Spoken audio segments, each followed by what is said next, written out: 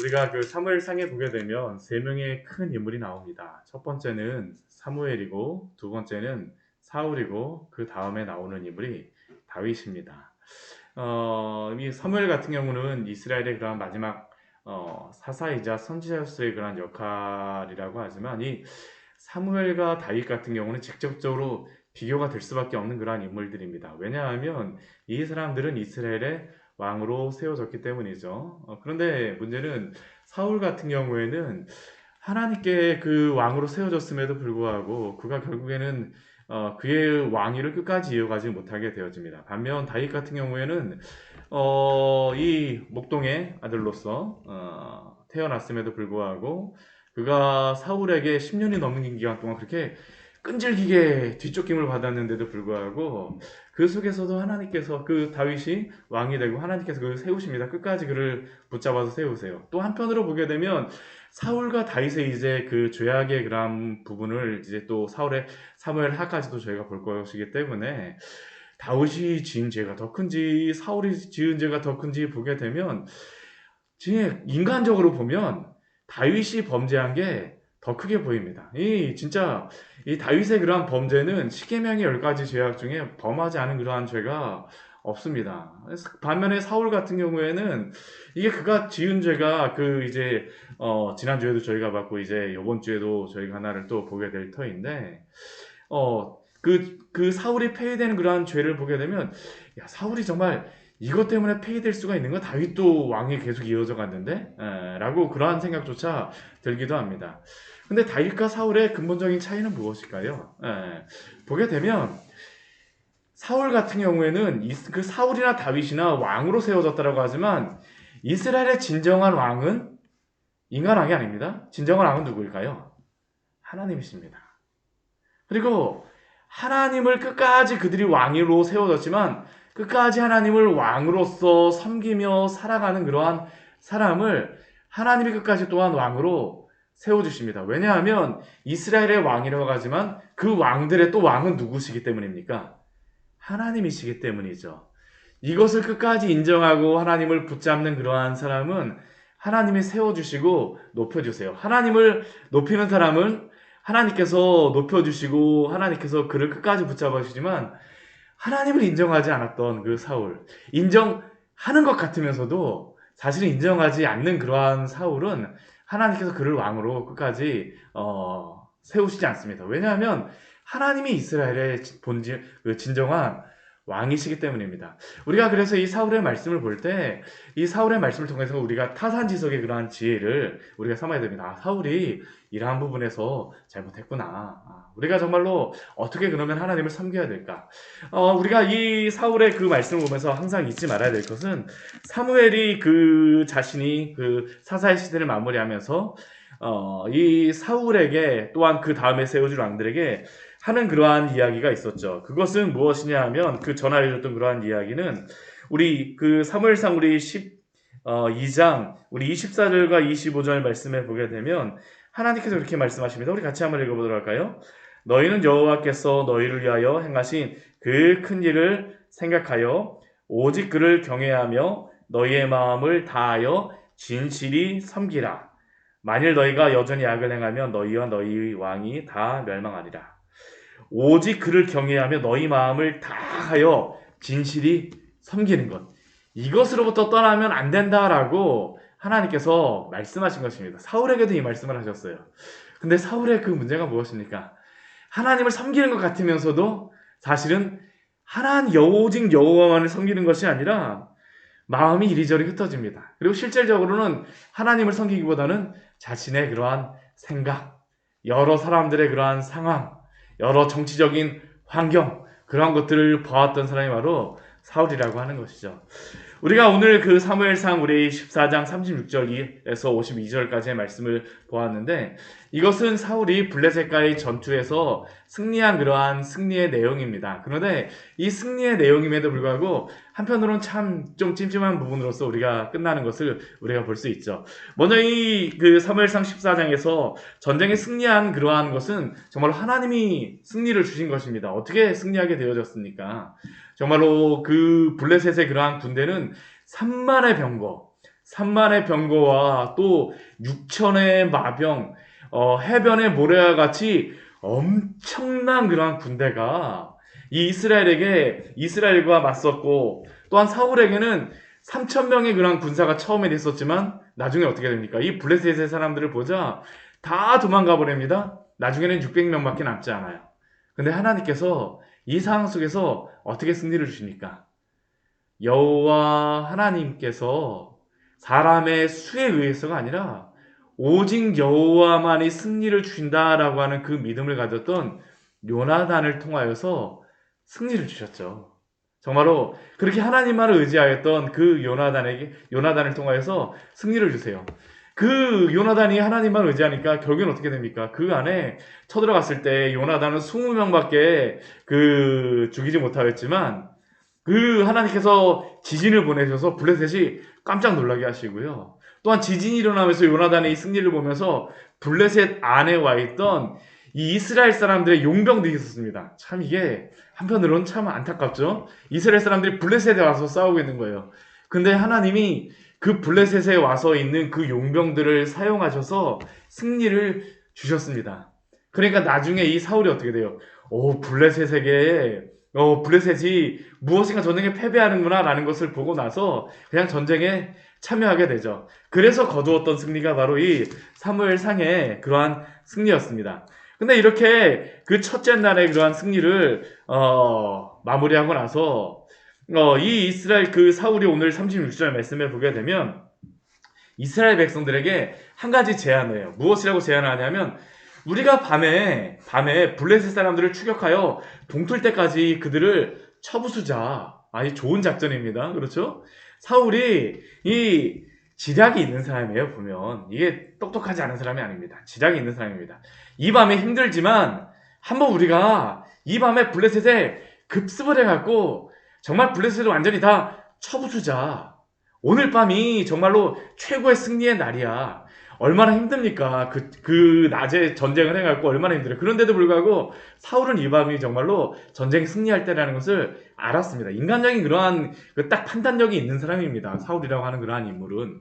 그래서 추격하여 동틀 때까지 같이 싸우자라고 하니까 이스라엘 백성들이 이 이야기를 듣고 나서 생각이 좋은 것 같아요. 그래갖고 왕의 생각에 좋은 대로 하소서라고 하면서 이스라엘 백성들이 사울의 그러한 의견에 동조합니다. 그래서 이 전쟁을 하려고 막 나가려고 하는 참인데, 그때 이 전쟁을 브레이크 걸을 한 사람이 있었습니다. 그 사람이 누구였을까요? 제사장이라고 오늘 나오고 있습니다. 우리 36절 말씀해 보게 되면 제사장이 와서 하나님께 먼저 나아가시다라고 이야기를 해요. 원래는 이 사울이 요나단이 전쟁에 승리하는 것을 보고 나서 사울이 이전에 그 블레셋과 싸우기 전에 하나님께 묻고 가더라고 이야기했었는데, 묻지를 않습니다. 왜 그럴까요? 블레셋이 전쟁에 패하는 모습을 보니까 빨리 지금 가면 우리가 승리할 수 있을 것 같아 라는 그런 생각 때문에 그냥 전쟁에 참여하고 하나님께 묻지 않습니다.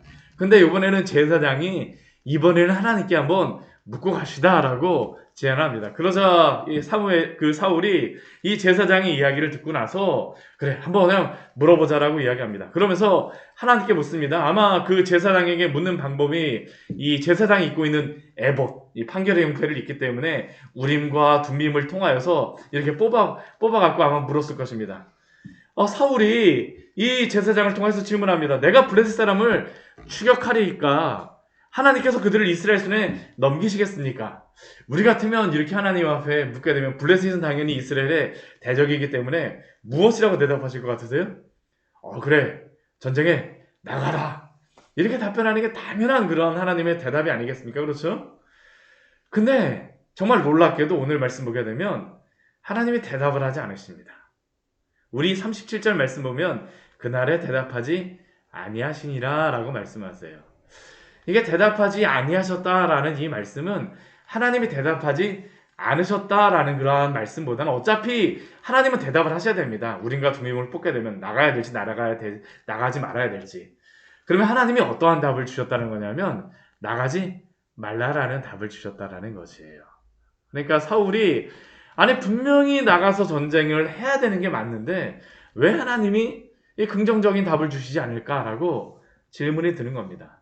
그러니까 이제 사울의 머릿속에 무슨 생각이 드냐면 예전에 그 여리고에서 전쟁 끝나고 나서 그 아간의 범죄 때문에 전쟁에 패배한 일이 있었지. 그래, 누군가 범죄에 누가 죄를 저질러서 그러한 일이 하였음에 분명해. 그러고 나서 사울이 이스라엘 백성들에게 이야기하는 겁니다. 아마 하나님이 이렇게 우리에게 긍정적인 답을 주시지 않는 이유는 누군가 죄를 지었기 때문이 분명하다. 머리가 좋은 사람입니다. 사울이라고 하는 인물이 머리가 나쁜 사람이 아니에요. 그러니까 이러한 이야기를 하자 그 사울이 이렇게 이야기하면서 이스라엘 백성들에게 무엇이라고 얘기하냐면, 이스라엘 구원하신 여호와께서 여호와께 살아계심을 두고 내가 맹세하는데, 만약 하나님 앞에 죄를 범한 사람이라고 하면 요나단이라 할지라도 반드시 죽으리라. 참 이게 얼마나 무서운 그러한 이야기입니까? 그렇죠? 누구든지 죄를 범하면 결코 살려두지 않겠다라는 게 바로 사울의 그러한 이야기죠. 그러나 이스라엘 백성들이 어떻게 하냐면, 우리 39절 말씀 보면 모든 백성 중 한 사람도 아무도 대답하지 않았습니다. 이 말 들으니까 누가 그것을 대답하겠어요? 그렇죠? 혹시 내가 범죄하였나? 막 이러한 마음 아니겠습니까? 그렇죠? 아무도 대답하지 않았습니다. 그러자 사울이 이제 어떻게 하냐면 이스라엘 백성들과 이 제비를 뽑는데 사람을 나눠서 제비를 뽑는 겁니다. 우리로 다 치면 OX 하면서 이렇게 막 예전에 운동장에서 왼쪽으로 오르다 가세요, X로 가세요 하는 것 같이 지금 그걸 하고 있는 겁니다. 그러면서 나하고 요나단이 먼저 이쪽 편에 가 있을 테니까 너희들은 저쪽으로 가 하면서 서로 나눕니다. 사울과 요나단 그리고 이스라엘 백성들. 사울의 생각에는 여기서 제비를 뽑으면 누가 나올 거라고 생각했을까요? 분명히 이스라엘 백성들이 나올 거라고 생각했습니다. 근데 이 제사장을 통하여서 제비를 뽑았는데 누가 나왔을까요? 사울과 요나단이 뽑혔습니다. 얼마나 사울이 깜짝 놀랐을까요? 사울과 요나단 둘 중에 한 명이 죄를 범하였다는 겁니다. 그러니까 이번에 제사장이 다시 한번 제비를 뽑으라고 합니다. 누가 죄를 범하였는지 한번 뽑아보자. 근데 누가 뽑혔습니까? 요나단이 뽑혔습니다. 요나단. 아니, 사울의 마음이 어때했을까? 근데 사울이 그럼에도 불구하고 인간적인 결정을 내리죠. 무엇이라고 먼저 요나단에게 질문합니다. 너가 도대체 무슨 죄를 행하였느냐? 그러자 요나단이 무엇이라고 이야기하냐면, 제가 낮에 전쟁 중에 그 지팡이 끝을 조금 찍어서 꿀을 맛보았습니다. 이스라엘 같은 경우에는 이 광야 같은 지역을 보게 되면요, 이게 다 돌산입니다. 돌산. 돌로 다 되어진 그런 산이다 보니까 석청들 이제 돌에 있는 그런 꿀들이 많이 있다라고 합니다. 그러니까 여기에 있는 그 꿀을 발견하고 나서 요나단이 이렇게 살짝 찍어 먹은 것이에요. 왜 이렇게 찍어 먹었었냐면, 요나단은 그냥 꿀이 있으니까 먹었었는데 이스라엘 백성들은 아무도 꿀을 먹지 않습니다. 그 앞에 말씀에 보면 어떤 이야기가 나오냐면, 사울이 이스라엘 백성들로 하여금 맹세를 시키는 그러한 말씀이 나옵니다. 우리 말씀 앞에 같이 한번 보도록 할까요? 우리 앞에 말씀 몇 절입니까? 몇 절에 나와 있나? 우리 24절의 말씀이죠. 24절 말씀 같이 한번 읽어보도록 하겠습니다. 이날에 이스라엘 백성들이 피곤하였으니 이는 사울이 백성에게 맹세시켜 경계하여 이르기를, 저녁 곧 내가 내 원수에게 보복하는 때까지 아무 음식물이든지 먹는 사람은 저주를 받을지어다 하였음이니라. 그러므로 모든 백성이 음식물을 맛보지 못하였고. 참 이게 전쟁한 가운데 금식을 선포한 사람이 누구입니까? 사울입니다. 잘 먹고 싸워야지 전쟁을 이기는데, 사울의 이 잘못된 그러한 열심이 이게 지금 이 문제를 사실은 만들고 있다는 것이죠. 근데 이 요나단 같은 경우는 이 사울의 이야기를 듣지 못하였습니다.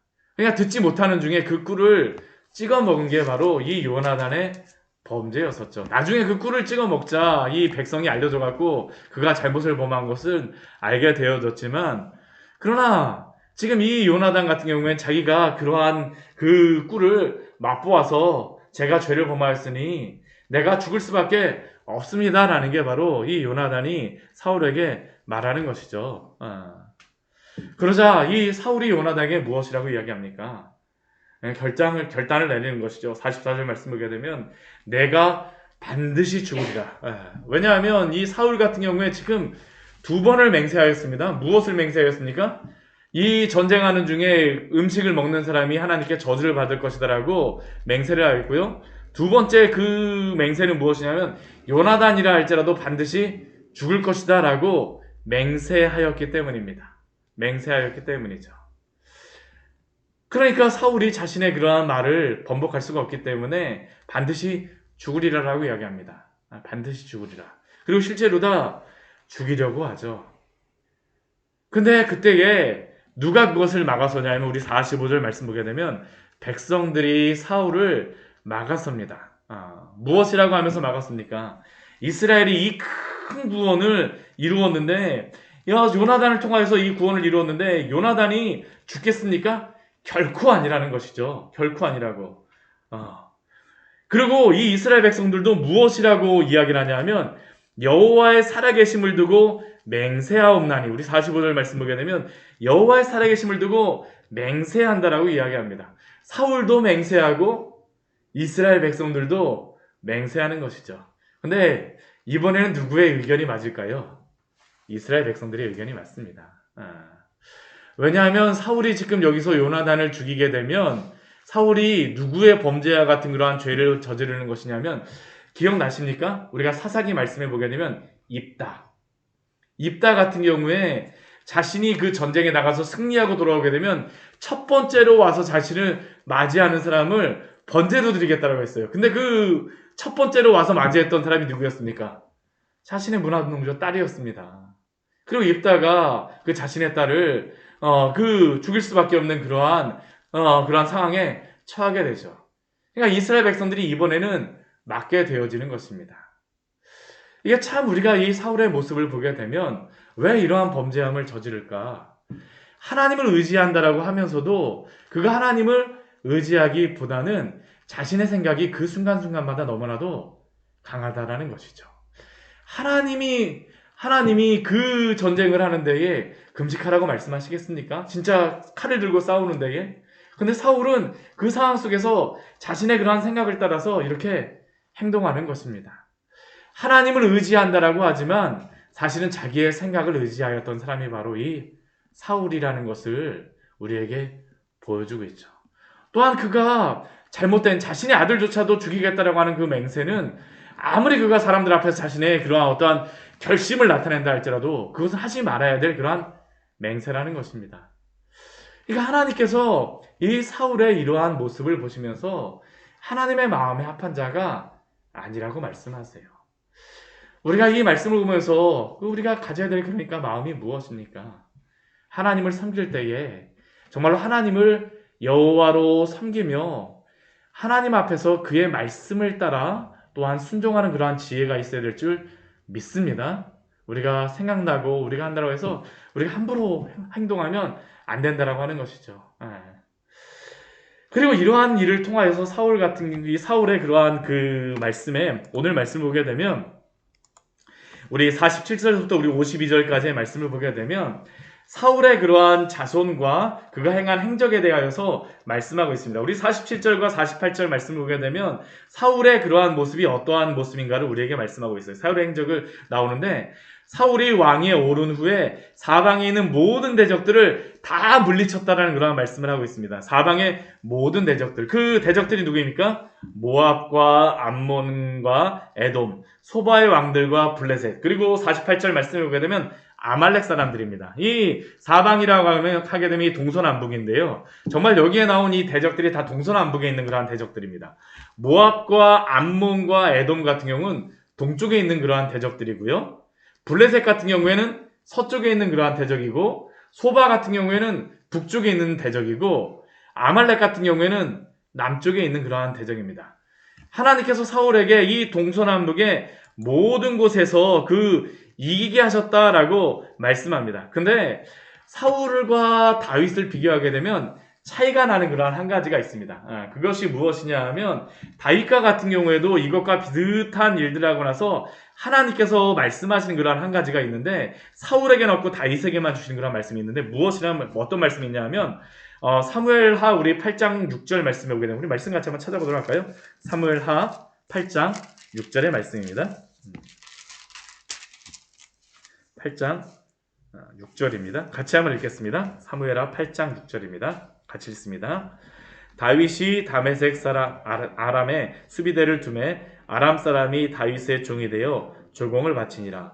다윗이 어디로 가든지 여호와께서 이기게 하시니라. 여기에는 끝에 무슨 말씀이 있습니까? 다윗이 어디로 가든지 여호와께서 이기게 하시니라. 근데 사울 같은 경우에는 무엇이 없어요. 이겼다라는 그러한 거는 있지만 그 사울이 어디로 가든지 여호와께서 이기게 하셨다라는 그러한 말씀은 없습니다.